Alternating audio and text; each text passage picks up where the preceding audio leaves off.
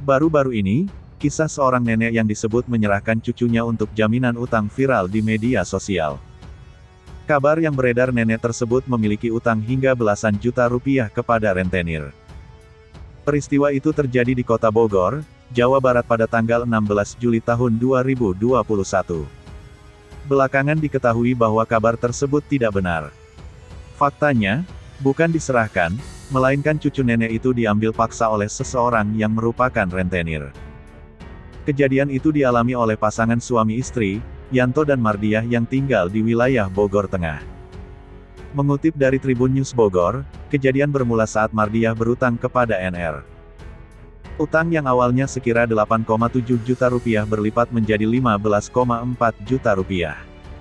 Pinjaman itu sudah berlangsung cukup lama. Kemudian, NR mendatangi kediaman Mardiah. Alih-alih menagih utang, NR malah menanyakan keberadaan cucu Mardiah, MR.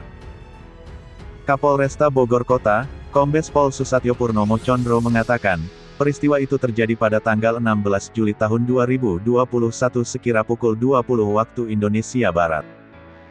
NR datang ke kontrakannya Bapak Yanto untuk menanyakan terkait dengan anak atau MR, cucunya Pak Yanto untuk dibawa bersama NR.